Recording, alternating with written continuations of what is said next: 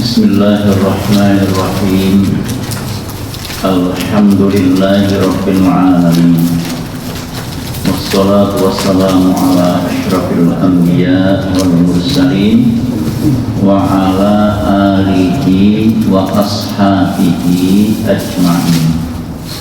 Amma ba'du, para jamaah rahimakumullah, alhamdulillah, karena rahmat Allah maka kita telah menunaikan sholat maghrib kita secara berjamaah. Semoga ibadah kita diterima di sisi Allah Subhanahu wa Ta'ala. Semoga Allah senantiasa limpahkan rahmat, maghfirah dan keberkahannya kepada kita. Semoga dosa-dosa kita diampuni, kesalahan-kesalahan kita dihapuskan, dan semoga kita senantiasa dalam lindungannya, tetap istiqomah di dalam menunaikan perintah-perintah Allah dan menjauh larangan-larangannya sampai akhir hayat kita, dan semoga kelak kita semua husnul khotimah. Para jemaah sekalian rahimakumullah, alhamdulillah kita memasuki pergantian tahun dan kita masih dipertemukan oleh Allah di tahun 1448 Hijriah. Tentu kita harus lebih semangat, ya. Kita harus lebih sungguh-sungguh sejalan dengan makna hijrah itu kembali. Kita harus segera berhijrah untuk bersungguh-sungguh di dalam mengisi sisa umur yang Allah berikan kepada kita ini. Tidak semakin bertambah lama kita hidup di dunia ini, tetapi justru semakin bertambah pendek, semakin dekat dengan kematian. Karena itu kesungguhan kita di dalam mempelajari petunjuk-petunjuk agama menjadi bekal bagi kita saat nanti menghadap kepada Allah Subhanahu wa Ta'ala. Baik, para jemaah sekalian, kita lanjutkan tentang kaifiyatus sholatil maktubah, tentang cara menunaikan sholat wajib. Jadi tempo hari sudah kita awali ini, ya. Yang pertama, bila kamu hendak menjalankan sholat, maka bacalah Allahu Akbar. Tentu menghadap ke arah kita dulu, ya. Tidak kemudian lantas langsung membaca Allahu Akbar, tapi harus ambil posisi tempat yang suci, kemudian menghadap kepada ke arah kiblat, berpakaian yang bagus, ya, tidak harus baru, tapi yang bagus, yang baik, ya, karena kita menghadap kepada Allah Subhanahu wa Ta'ala. Kemudian mukhlisan niyyataka lillah, dengan niat yang ikhlas semata-mata karena Allah, bukan karena yang lain. Rafi'an yadaika khatwa mankibaika muhadiyan bi ibahamaika udunaika. Kemudian seraya atau dengan cara mengangkat kedua belah tangan sejurus bahu, mensejajarkan ibu jarimu pada daun telingamu, ya. Nah, nanti kita praktekkan secara sederhana. Lalu letakkan tangan kananmu pada punggung telapak tangan kirimu di atas dadamu, ya. Kemudian setelah itu lalu bacalah doa iftitah. Doa iftitah itu doa pembuka sholat, ya. Di dalam buku taksi ini, di situ diungkapkan bagaimana doa iftitah itu. Bacaannya adalah Allahumma ba'id baini wa baina khotoyaya kama ba'adta bainal masyriqi wal maghrib. Allahumma naqqini minal khotoya kama yunaqqa thawbul abyadu minad danas. Allahumma ighsil khotoyaya bil ma'i wal thalji wal barad. Atau wajjahtu wajhiya lilladzi fataras samawati wal arda hanifan musliman wa ma ana minal musyrikin. Inna sholati wa nusuki wa mahyaya wa mamati lillahi rabbil alamin la syarika lahu wa bidzalika umirtu wa ana minal muslimin wa ana awwalul muslimin. Secara umum biasanya masyarakat kita kalau baca doa kita yang tawajud ini mandek sampai di sini. Tapi selengkapnya bacaan itu ada kelanjutannya. Allahumma antal maliku la ilaha illa anta anta rabbi wa ana abduka zalamtu nafsi wa taraftu fi dhanbi faghfirli dhunubi jami'an la yaghfiru dhunuba illa anta wahdini li ahsanil akhlaq la yahdi li ahsaniha illa anta wasrif anni sayyi'aha la yasrifu anni sayyi'aha illa anta labbaika wa sa'daika wal khairu kullu fi yadaika wasyarru laisa ilaika ana bika wa ilaika tabarakta wa ta'alaita astaghfiruka wa atubu ilaik. Nah, ini dua kita yang ditampilkan di dalam buku 1 putusan tarjih. Di buku 3 itu ada tambahan doa kita. Jadi doa kita itu memang banyak, ya. Setahu saya itu ada 13 macam. Tapi yang dipandang paling rajih dalam buku tarjih ini, ya, yang pertama Allahumma ba'id, kemudian yang kedua wajhtu. Jadi wajhtu langsung tidak pakai Allahu akbar katsira walhamdulillahi wa subhanallahi bukratan wa asila, ini enggak pakai itu. Langsung wajhtu wajhiyalillahi fataras samawati wal ardh hanifan musliman wa ma ana minal musyrikin dan seterusnya, ya. Atau Allahu akbar katsira walhamdulillahi katsira wa subhanallahi bukratan wa asila, titik sampai di situ. Tidak ada kelanjutannya, ya. Nah, itu yang ditampilkan di dalam buku 3, ya. Para jamaah sekalian rahmatullah, jadi saya ulangi lagi, di sini ditampilkan 2 doa iftitah, tapi sesungguhnya doa kita itu banyak. Cuman yang dipandang paling rajih itu yang pertama Allahumma ba'id baini wa baina khotoyaya. Hanya saja masyarakat kita itu begini biasanya. Kalau ada orang membaca doa kita Allahumma ba'id baini dan seterusnya, itu cap-capannya langsung oh itu tanda wong Muhammadiyah. Itu begitu umumnya itu. Padahal di dalam hadis itu nggak ada begitu. Ya, dalam hadis itu tidak ada begitu. Jadi dalam hadis itu langsung nih, Nabi itu kalau setelah selesai sholat kok diam, itu baca apa? Ditanya oleh sahabat begitu, lalu beliau membaca Allahumma ba'id baini wa baina khotoyaya kama ba'adta bainal masyriqi wal maghrib dan seterusnya, ya itu. Atau kemudian wajhtu wajhiyah. Nah, wajhtu wajhiyah teks aslinya memang begitu dalam Sahih Muslim dan yang lain. Juga di dalam kitabnya Imam Syafi'i langsung teksnya itu seperti itu. Kitab ya, kitabnya Imam Syafi'i Al-Um, dan itu lengkap sampai dengan astaghfiruka wa atubu ilaik, tidak sampai dengan wa ana minal muslimin saja, tapi berlanjut terus sampai apa itu namanya Allahumma antal maliku la ilaha illa anta, terakhir sampai dengan astaghfiruka wa atubu ilaik. Tadi panjang sekali, ya. Nah, saya juga tidak tahu kenapa kemudian secara umum kok diketok sampai dengan wa ana minal muslimin tok. Nah, itu jadi diketok sampai di situ, diputus sampai di situ. Nah, itu yang umum. Jadi pada sama sekalian rahmatullah, di dalam buku tarjih ini diambil 2 doa kita, silakan dipilih. Nah, yang diletakkan dalam urutan pertama itu adalah Allahumma ba'id baini wa baina khotoyaya kama ba'adta bainal masyriqi wal maghrib dan seterusnya. Nah, kemudian setelah itu tsumasta'id qa'idan, ya, tsumasta'id qa'ilan, kemudian bacalah, ya, a'udzu billahi minasyaitonir rajim, ya, bacalah ta'awudz, a'udzu billahi minasyaitonir rajim. Ini kadang-kadang secara umum banyak orang tidak baca ini, ya.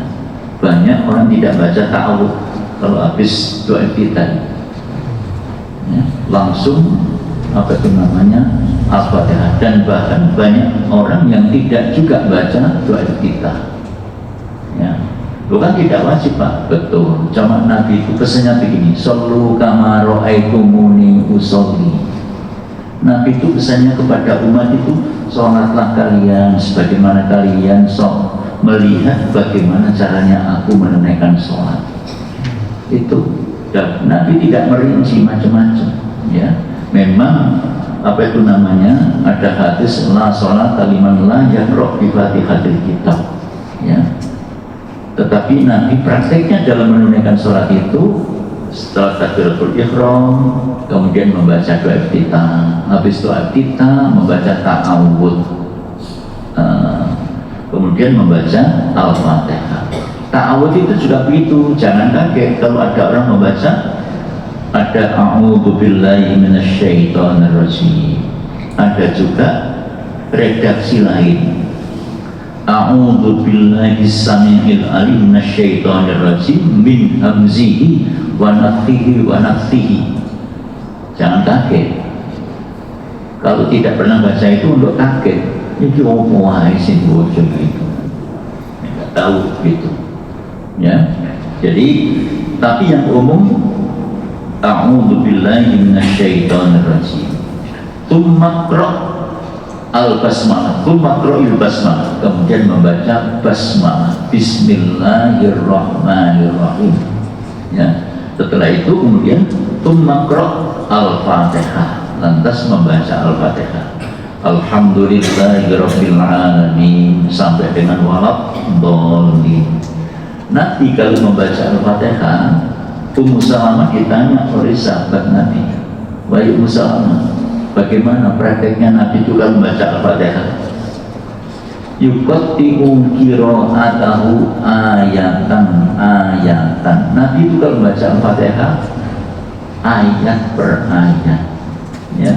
Bismillahirrahmanirrahim, alhamdulillahirabbil alamin, arrahmanirrahim, maliki yaumiddin, iyyaka na'budu wa iyyaka nasta'in, ihdinas siratal mustaqim, siratal ladzina an'amta 'alaihim ghairil maghdubi 'alaihim waladdallin, ya. Jadi tidak geratak, tidak kok bismillahirrahmanirrahim, alhamdulillahirabbil alamin, arrahmanirrahim, maliki yaumiddin, iyyaka na'budu wa iyyaka nasta'in, ihdinas siratal mustaqim sampai ke bukan 11, ya. Kenapa? Karena di dalam membaca Al-Fatihah itu ada muatan dialog. Dialog dengan siapa? Dari dialog dengan Allah. Cuma di dalam buku tafsir tidak diungkapkan, ya. Jadi di sini diungkapkan yang poin-poin saja. Jadi ketika kita sedang membaca alhamdulillahirabbil alamin, itu Allah jawab, hamidani abdi, oh ini hambaku sedang memuji kepadaku, ya. Ketika kita membaca ar-rahmanirrahim, asna alayya abdi, itu Allah jawab begitu, oh ini hambaku sedang memuliakan aku. Ketika kita baca maliki yaumiddin, Allah jawab, majjadani abdi, oh ini hambaku sedang mengagungkan aku. Ketika kita membaca iyyaka na'budu wa iyyaka nasta'in, Allah jawab, hadza baini wa baina abdi wa li abdi ma sa'a. Ini garis batas, garis pemisah antara hakku dan haknya Allah. Hakku maksudnya hak Allah, ya. Jadi hakku maksudnya hak Allah, dan hak hambaku, maaf, antara hakku maksudnya hak Allah dan hak hambaku, ya. Hadza baini wa baina abdi wa li abdi ma sa'a. Ini batas pemisah antara hakku dan hak hambaku. Hakku maksudnya hak Allah. Itu apa? Alhamdulillahirabbil alamin, hak untuk dipuji, ya. Ar-Rahmanir-Rahim, hak untuk dimuliakan. Maliki yaumiddin, hak untuk diagungkan. Itu haknya Allah. Lalu haknya kita itu apa? Haknya kita itu ihdinas siratal mustaqim siratal ladzina an'amta 'alaihim ghairil maghdubi 'alaihim waladdallin. Hak kita itu, ya Allah, tunjuki kami pada jalan yang lurus, ya Allah, yaitu ad-dinul Islam. Jalan yang lurus itu yang bagaimana? Siratal ladzina an'amta 'alaihim ghairil maghdubi 'alaihim waladdallin, yaitu jalannya orang-orang yang Engkau beri kenikmatan, bukan jalannya orang-orang yang dimurkai, bukan pula jalan orang-orang yang sesat. Lalu jalannya orang-orang yang diberi kenikmatan oleh Allah itu siapa? Para ahli tafsir sering merujuk kepada surat An-Nisa 69,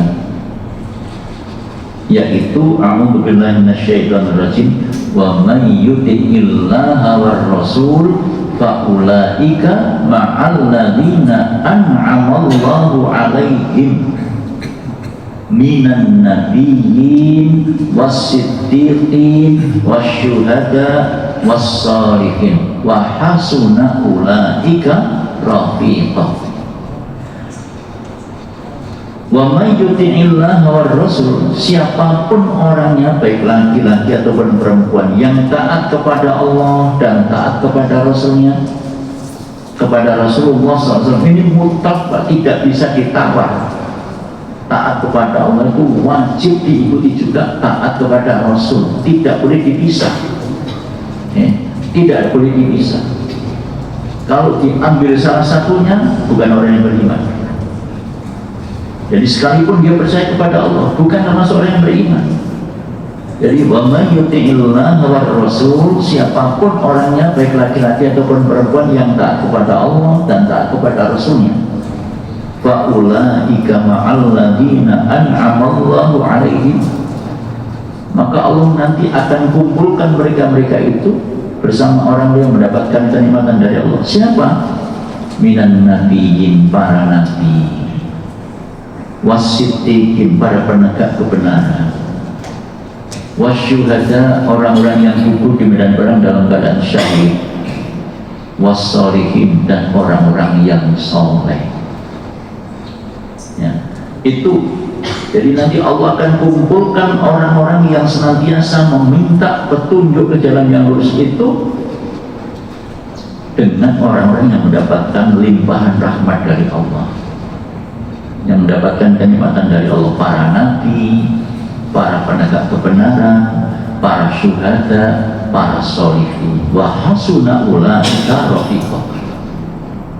Mereka-mereka itulah teman yang terbaik di sisi Allah. Itulah sebabnya, maka dalam menjalani hidup dan kehidupan ini, kita kalau misalnya mencari teman, itu carilah teman yang baik, ya. Sebab teman itu akan menjadi tolak ukur agama seseorang, kata Nabi. Kalau kamu kepingin lihat si fulan itu baik atau tidak, lihat temannya itu siapa. Begitu, ya. Dan misalnya bapak-bapak mau cari mantu, ada ibu, ya apa ya? Nah, lihat temannya, misalnya gitu, lihat temannya atau tetangganya, itu yang tahu. Oh, si fulan baik. Itu hadisnya Nabi begitu, ya. Baik, jadi pada sama sekalian rahmatullah. Nah, setelah membaca doa iftitah, kemudian lanjut dengan ta'awudz, a'udzu billahi minasyaitonir rajim. Berikutnya lanjut dengan Al-Fatihah, ya, sampai dengan waladdallin, amin. Kalau pada saat berjamaah, ketika moco amin, hendaknya makmum dengan imam berupaya membaca aminnya itu sama bareng, jangan disi, apalagi pakai pecopot ini, ya. Jadi bacaan aminnya imam dan makmum itu kalau barengnya diangkat oleh malaikat ke hadapan Allah, gitu. Nah, disitulah para jamaah sekalian rahmatullah, apa itu namanya, hal-hal yang terkait dengan bacaan Al-Fatihah. Ditutup dengan amin. Kemudian waqul ba'daha amin. Nah, setelah baca Al-Fatihah, waqul ba'daha, maka bacalah sesudah baca Al-Fatihah itu amin. Tsumma qra' suratan minal Qur'an. Lalu bacalah surah dari Al-Qur'an. Ya. Bisa kuliah, kulhu dan seterusnya. Dalam hadis ketika Nabi ngajari orang yang belum bisa sholat, tsumma qra' ma tayassara ma'aka minal Qur'an. Bacalah ayat yang gampang. Ya, bacalah ayat yang gampang. Kalau misalnya menjadi imam, bacaan imam itu harus disesuaikan dengan kondisi makmum. Jangan sampai kemudian menjadi imam baca ayat yang panjang, walhasil nanti imam makmum sikili gemeter, kali makmum tua. Ini di zaman Nabi itu pernah ada yang protes begitu. Jadi pada salat subuh imamnya bacaannya panjang, yang baca waktu itu Mu'adz bin Jabal. Lalu ada makmum yang undur. Begitu undur, Mu'adz bin Jabal komen, munafik itu. Dia lapor kepada Nabi. Mu'adz bin Jabal malah dimarahin Nabi. Ya, gara-gara bacaannya panjang. Karena apa? Di belakang imam itu ada banyak orang yang kondisinya beda-beda gitu. Ono sing lan kudu nang pasar, ono sing lan kudu nang jeding, ono sing lan sikile gemeter. Nah itu. Begitu. Ya. Jadi pada sama sekalian, rahmatullah, hendaknya dikondisikan, ya. Nah kemudian bitadabburi wa tartil, membacanya itu ditadabburi dan dengan tartil, dengan pelan, jangan kesusu-susu. Allahu Akbar.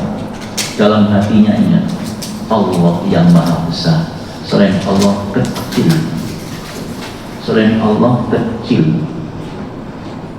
Ya, pada saat membaca Allahu Akbar, pada saat membaca doa iftitah, Allahumma ba'id baini wa baina khotoyaya, ya Allah jauhkanlah antara aku dengan dosa-dosaku sebagaimana Engkau jauhkan antara timur dan barat. Ini kalau ditarik benang ini nggak akan ketemu ini. Ya, karena keduanya ditarik, dijauhkan antara timur dan barat, pisah, nggak akan ketemu. Tapi setelah selesai sholat kok kemudian bujuk, ini berarti doanya ini tidak nyambung dengan apa yang dilakukan. Wong dia selalu minta kepada Allah, jauhkan kami dari dosa-dosa kami sebagaimana Kau jauhkan antara timur dan barat. Begitu pula kalau misalnya pada saat membaca tawajuh, wajah tu wajhiyah, aku hadapkan jiwa dan raga illadzi fataras samawati wal ardh, hanya kepada Tuhan pencipta langit dan bumi. Hanifan muslimah, benar-benar aku adalah seorang muslim. Ya, seorang muslim. Muslim itu artinya orang yang patuh. Ya, menyatakan diri sebagai seorang muslim, tapi setelah itu kemudian perilakunya tidak sejalan dengan perilaku yang ditampilkan oleh seorang muslim. Ya. Nah, ini untuk kontras. Jadi kalau menyatakan diri saya sebagai seorang muslim, ya jangan lakukan hal-hal yang tidak sejalan dengan ajaran Islam. Itu hanifan muslimah wa ma ana minal musyrikin. Saya ini bukan orang musyrik. Ini betul-betul dicamkan buat sekali.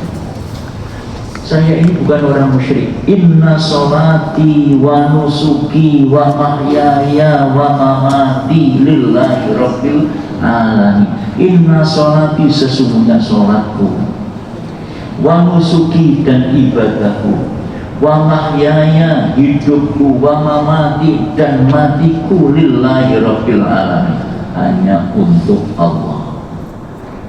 Jadi menurut saya, kalau kemudian kita itu paham itu, setiap langkah kita, gerak kita, aktivitas kita itu akan tercatat sebagai ibadah. Jadi ibadah itu tidak hanya formal kita sholat, itu Ini ibadah makhluk memang, tapi ada ibadah ghairu makhluk, ibadah umum. Nah, yang ibadah umum itu apa? Segala aktivitas kita dalam kehidupan sehari-hari. Itu kalau kemudian kita kontrol dengan inna sholati wa nusuki wa mahyaya wa mamati lillahi rabbil alamin la syarika lahu wa bidzalika umirtu wa ana minal muslimin. Kalau kemudian kita baca Allahumma fa'id baini wa baina khotoyaya kama fa'adta bainal masyriqi wal maghrib. Ya Allah, jauhkan aku dengan dosa-dosaku sebagaimana Engkau jauhkan antara timur dan barat. Nah, ini dipisah, ini tidak akan ketemu ya. Nanti kan sangat lucu bin ajaib itu. Mari sholat lah kok bujuk, mari sholat lah kok ini barang ini. Nah, di mana ini fungsinya sholat ini? Padahal sholat itu inna sholat tanha anil fahsya wal munkar di situ. Nah, itu bersama sekalian. Jadi mulai takbir itu sudah harus ada penghayatan. Bitadabburin wa tartilin, membacanya dengan tadabbur sambil dihayati. Nah, kalau membacanya kemudian tidak takbir, bagaimana bisa menghayati? Apalagi kalau berubah tergerak-gerak. Jadi setiap gerakan dalam sholat itu harus ditata. Puncaknya adalah sujud itu puncaknya. Seseorang tidak akan pernah mau sujud kecuali kepada Allah yang Maha Agung. Itu puncak bukti ketaatan seseorang itu di sini. Tummanfa yadaika mitlama rafa'tuha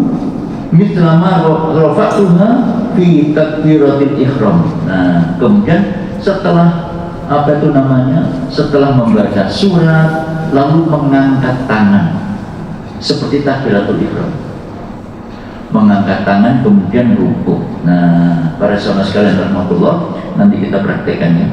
Tsummarka, lantas rukuk ya. Kemudian rukuk.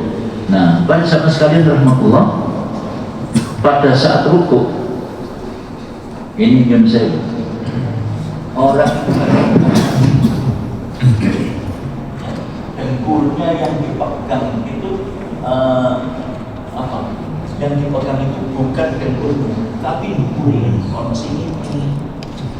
orang sini sore dengkul. Nah, kalau untuk telapak tangan ini memegang pucuk dengkul,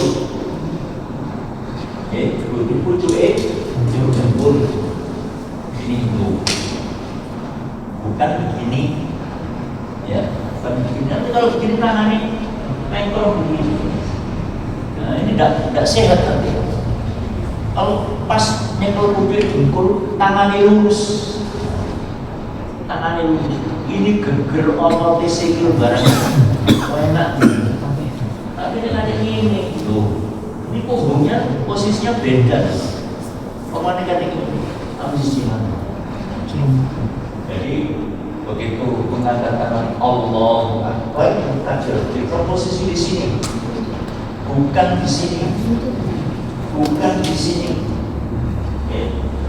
juga tidak di sini. Memang orang takbir dulu kan bukan macam-macam gitu.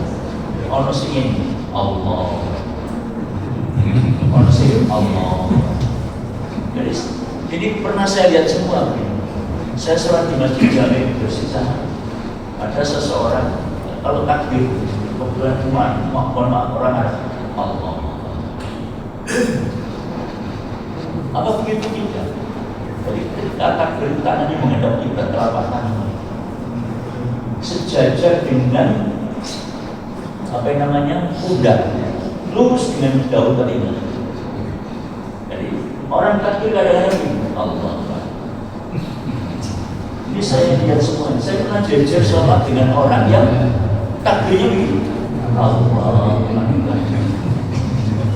Tidak pakai diangkat, tidak berasa. Kalau ketika akan rukuk juga begitu. Allah. Sami Allah yang menhamdulillah semina ini dan itu kemudian ada juga yang kadang-kadang takbirnya begini Allah ya. Nah, hadisnya Nabi, hatuan mangkibai ini sejajar dengan pundak bahu, lurus dengan daun teling. Jadi, makanya ketika takbir itu tidak kemudian agak begini. Begitu takbir, pandangan mata melihat ke tempat sujud. Pandangan mata melihat ke tempat sujud.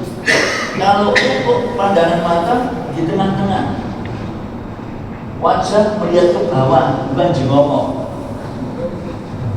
Kadang-kadang kan ada orang bilang, Allah jengongok. Tidak. Matanya melihat ke bawah, lurus antara tempat sujud dengan ujung kaki tengah. Dan sekali lagi pada waktu takbir, Allah Akbar, ini sejajar dengan daun telinga, kemudian sejajar dengan pundak, dan kira berdiri, tidak begini, ya, tidak begini, tidak juga sekian, ya. Nah, kemudian meletakkan tangan juga begitu di sini, telapak tangan kanan di atas punggung tangan kiri. Lalu posisi di tengah di atas pusat, bukan miring. Memang ada yang miring begini. Orang yang miring begini ceritanya Imam Hanafi itu tangan cengkrom gak segini, luruskan. Jadi takbir mengikuti tangan si cengkrom Allah. Orang begini, pertentangan tidak bisa. Sing buri gak takut apa sama kok mau berat itu. Ada yang kadang-kadang cuma begini saja. Nah, melihat fenomena di lapangan yang seperti itu, awal mula terbentuknya majelis takjil itu. Sing kono ini, sing ini. Disitulah awal mula kemudian terbentuknya majelis takjil dalam Muhammadiyah. Mau 10 syarat sholat itu macam-macam. Nah, terus dimusyawarahkan, dirembuk, diperdebatkan dalam majelis itu. Jadi bukan keputusan perorangan, bukan keputusan perorangan. Makanya kalau misalnya musyawarah, bisa jadi kemudian orang itu ngomong bla bla bla bla. Bapak, mohon maaf, keterangan panjenengan itu hadisnya ada yang cacat begini, posisinya di sini. Nah, itu harus terima. Ya. Jadi boleh berdebat, tapi nanti kalau sudah diputuskan ya itu terima hasil proposisi. Jadi di situ apa itu namanya cara kerjanya, cara mendiskusikannya di dalam majelis takjil. Tidak mustahil yang hadir itu adalah orang-orang di luar perserikatan. Itu di luar perserikatan.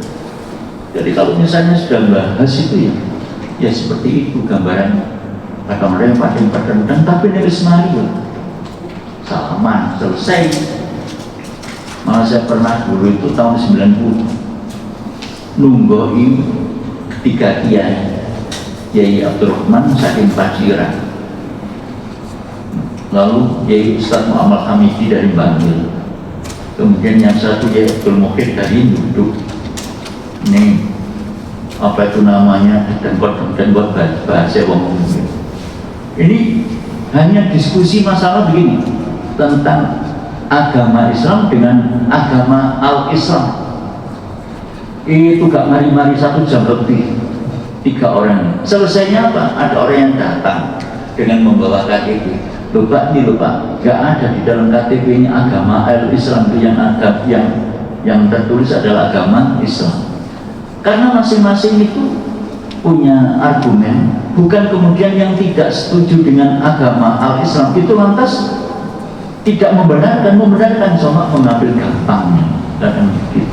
Nah, ya mungkin pada waktu itu tetap bertahan dengan agama Al-Islam. Nah, jadi saya mengikuti serunya perdebatan pada tahun 90 di Surabaya waktu seminar hukum Islam sehari waktu. Nah, jadi kembali pada sahabat sekalian rahmatullah. Jadi sementara sampai di sini ini sudah hampir bisa. Mungkin ada pertanyaan sebelum nanti kita tambah lebih. Jadi setelah takbiratul ihram membaca doa iftitah, kemudian ta'awudz, bismillah, al-fatihah, amin, maca surat, kemudian rukuk. Monggo. Gimana kalau ada orang itu takbirnya itu sendaknya begini? Ya. Satu itu. Kedua, gimana ada orang sholat sunnah, kemudian ada datang orang, kemudian nyeblek Kudai. Apakah sholat sunnah tadi itu karena jadi imam dikeraskan, sholat maghrib maupun sholat isya? Sambut teman-teman. Yang pertama, apa itu namanya, sendekap dengan, nah ini memang banyak orang begini. Hemat saya perlu ikut ngaji, Pak. Ya perlu ngaji. Itu memang Yun Sewu, kalau tidak ngaji itu ya akhirnya sistem kiro-kiro, Pak. Nah ya sistem kiro-kiro itu nanti kena gebuk seperti surat Al-Kahfi ayat 103 sampai 106. Apa itu bunyi surat Al-Kahfi itu? A'udzubillahi minasyaitonir rajim. Qul hal nunabbi'ukum bil akhsarina a'mala alladzina dhalla sa'yuhum fil hayatid dunya wa hum yahsabuna annahum yuhsinuna sun'a ulaika alladzina kafaru bi ayati rabbihim wa liqa'ihi fa habitat a'maluhum fala nuqimu lahum yawmal qiyamati wazna. Dzalika jazaa'u jahannam bima kafaru ayati wa rusuli huzwa. Muhammad, sampaikan kepada umatmu, kepada kaummu, kepada masyarakat. Perlukah aku tunjukkan kepada kalian tentang orang yang paling rugi amalnya? Bukan sekedar rugi, paling rugi. Nah, Allah tidak sebutkan satu persatunya, cuma Allah sebutkan tanda-tandanya, yaitu alladzina dhalla sa'yuhum fil hayatid dunya. Orang yang amalnya ketika di dunia sia-sia. Apa sebab? Yahsabuna annahum yuhsinuna sun'a wa hum yahsabuna annahum yuhsinuna sun'a. Karena mereka mengira sing dilakoni mau wis tepat gitu. Nah ini sistem kira-kira ini masang baut ini kira-kira gak pas gitu. Ya, jadi karena itu solusinya adalah ngaji. Kemudian orang yang hanya menggunakan sistem wa hum yahsabuna annahum yuhsinuna sun'a, karena mengira, karena menduga, itu oleh Allah dicap sebagai orang yang ulaikal ladzina kafaru bi ayati rabbihim wa liqa'ihi. Orang itu dicap berarti orang yang tidak meyakini, tidak mempercayai, tidak membenarkan syariat ayat-ayat Allah, dan tidak pula mempercayai bahwa nanti akan ketemu dengan Tuhannya. Apa yang terjadi akibatnya? Fahabitat a'maluhum, amalnya nanti akan menjadi lenyap alias sirna. Falam imulahum yawmal qiyamah wazna, dan tidak direkon sama sekali oleh Allah. Na'udzubillah min dzalik. Lalu di ayat 106, dzalika jazaa'un jahannam bima kafaru ayati wa rusuli huzwa. Tempat mereka itu di dalam neraka.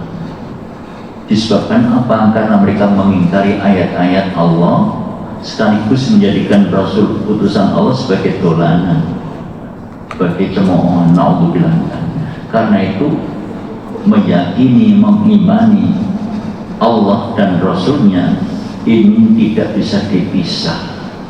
Di dalam Al-Quran perintah sholat itu aqimus sholat, tegakkan sholat. Rinciannya ada di dalam hadis yang mulai takbiratul ihram sampai ruku, sampai sujud dan seterusnya ada di situ. Makanya tidak bisa dipisah. Di tahun 80-an dulu muncul yang namanya aliran ingkarus sunnah, menolak sunnah. Menolak sunnah ini praktis berarti menolak Nabi. Usut punya usut, ternyata yang menjadi pemotornya adalah Profesor Goldir, Profesor Dr. Goldir dari Yahudi, kemudian Profesor Snubbergronya dari Nasrani Belanda. Nah, mereka bermaksud untuk memisahkan orang Islam dengan Nabi itu. Nah, tapi alhamdulillah di tengah-tengah keributan dibuyakan, dilarang itu ya. Karenanya Quran muncul, qul in kuntum tuhibbunallaha fattabi'uni. Muhammad, sampaikan kepada ahli kitab, ya Nasrani, kalau memang kamu itu beriman kepada Allah, cinta kepada Allah, syaratnya fattabi'uni, harus mengikuti aku, dalam arti mengikuti Rasulullah. Rasulullah itu adalah uswatun hasanah, ya. Wa may yuti'ir rasul faqad ata Allah. Siapa yang taat kepada Rasul berarti taat kepada Allah. Surat An-Nisa, Ali Imran 80 itu. Jadi begitu Pak. Saya senang, belum tutup Pak. Ya. Jadi saya tidak menyalahkan, cuma sepanjang yang saya tahu posisinya itu di sini, bukan begini, ya, bukan begini. Yang pertama, yang kedua, makmum kepada apa itu namanya, sholat wajib makmum kepada orang yang sholat sunnah boleh, dia mendapatkan jamaahnya,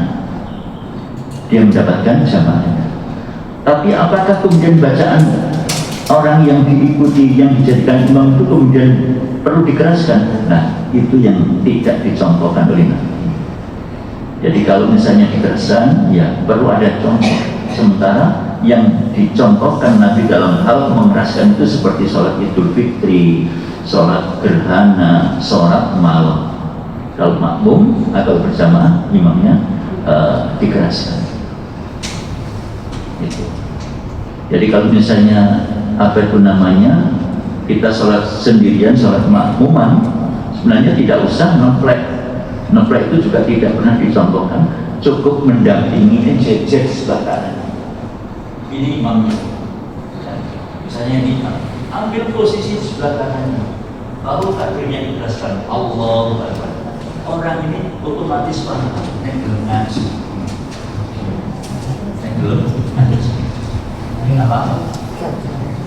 itu mendapatkan jamaahnya, Tentu rokaatnya nanti harus dikondisikan sendiri, karena sholat sunnah, sholat fardu itu cuma dua rokaat. Pas imamnya sudah dapat 1 rokaat, lalu kita bergabung, berarti kita cuma dapat 1 rokaat, imamnya sudah salah, tambah sendiri. Monggo. Sebagai seorang imam itu kan, ketika membaca Fatihah di akhir ayat walau itu ada imam juga yang menjawab amin. Iya. Tapi makmumnya apakah harus mengikuti imam dengan bacaan amin? Sedangkan amin itu ada amin yang dibaca pendek, beda artinya dengan amin. Sudah. Jadi bacaan aminnya imam itu diupayakan bareng dengan bacaan aminnya makmum. Ya, gimana? Bersama gitu Pak. Bersama. Iya, jadi makanya makmumnya tidak boleh disiki. Begitu imamnya waladhdallin, mungkin nambahkan titik gitu. Habis itu terus amin, baru makmumnya bareng-bareng. Tidak boleh disiki, apalagi pada mencontoh. Dan imam sama makmum. Kita dengarkan aminnya itu tidak apa, aminnya cukup, yang imam itu cukup pendek Bu. Yang biasanya makmum kan walau amin, itu makmum biasanya imam ada yang menjawab amin. Jadi bagaimana? Itu ijtihadnya beda-beda itu. Oh, enggak. Ya. Oke. Monggo, mana tadi? Jadi orang yang ada di depannya itu yang kurang punya etika. Jadi kalau misalnya ada orang sholat, jangan kemudian berada di depan orang yang sholat ketika sudah dalam keadaan tidak sholat. Itu apalagi terus menghadap kepada orang yang sholat. Itu perlu dipahami supaya tidak mengganggu konsentrasi orang yang sholat. Termasuk ini, ibu bapak sekalian, ketika ada orang yang sholat, ada orang baca Quran dengan suara keras. Di zaman Nabi diparang oleh Nabi, jangan kamu keraskan bacaan Quran, karena ada saudaramu yang sedang munajat kepada Tuhannya. Itu maca Quran aja dipegak oleh Nabi seperti itu, apa mana kadek pidato dewi-dewi gitu.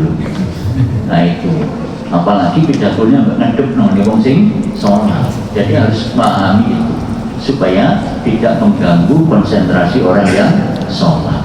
Aduh, kita ini Bu tidak menangi Nabi. Jadi kalau kita disuruh melihat kayak apa prakteknya Nabi dulu, itu kita tidak bisa melihat secara kasat mata bagaimana prakteknya Nabi itu kalau sholat. Kita hanya melihat keterangan yang ada di dalam hadis, dan itu butuh ijtihad. Itu ya, itulah sebabnya di majelis takjil itu di situ posisinya itu. Ya, nah, jadi majelis takjil memposisikan posisi tangan itu, ya, kalau senggakap posisinya di sini, ya, di atas dada di sini, ya, nah, tidak begini, tidak di atas terus begini, melek begini, kayak mengumpul. Nah, kemudian pada saat mengangkat tangannya itu juga begitu, sejajar dengan bau. Ini kan bau namanya. Apa enggak? Ya. Dan orang pada saat sholat itu kan melihat ke tempat sujud, jadi posisinya sejajar dengan bau dan daun-daunnya. Jadi tidak kemudian di sini, tidak kemudian di sini. Nah, memang ada orang yang kadang-kadang di sini. Lepas. Nah, terlepas dari itu, ketika misalnya kita memperhatikan bagaimana ijtihadnya majelis takjil, apa yang diijtihadkan majelis takjil itu tidak berarti kemudian menafikan, meniadakan pendapatnya orang lain. Orang lain mau melaksanakan seperti itu, monggo, itu hak mereka. Tapi majelis takjil mengambil sikap seperti itu. Di dalam buku takjil yang jilid 3 itu Bu, dalam buku takjil yang jilid 3 itu diterangkan hadis yang terkait dengan pada saat telunjuk Yun Sewu, ya, telunjukan gini. Nah, itu hadisnya dinilai ada cacatnya. Karena itu maka yang diambil adalah hadis riwayat Muslim. Nabi kalau tahiyat itu telunjuknya langsung begini, jempolnya dengan jari tengah itu ketemu, sehingga membentuk seperti angka 5. Nah, begini. Ini tidak pakai begini-gini kan, cukup begini saja. Itu yang diambil dalam buku diputuskan oleh majelis takjil. Jadi tidak usah gerak-gerakan begini. Paham? Itu.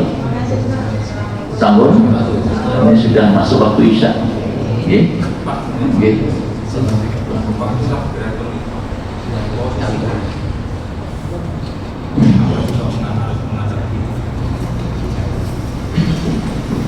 Posisi kaki waktu sholat itu upayakan untuk lurus menghadap kita, bukan menghadap jumlah begini. Ya. Nah, lurus dan jangan terlalu mepet kayak kambing, santai saja, tapi juga jangan terlalu begadang, bingung wong. Ada keterangan yang apa itu yang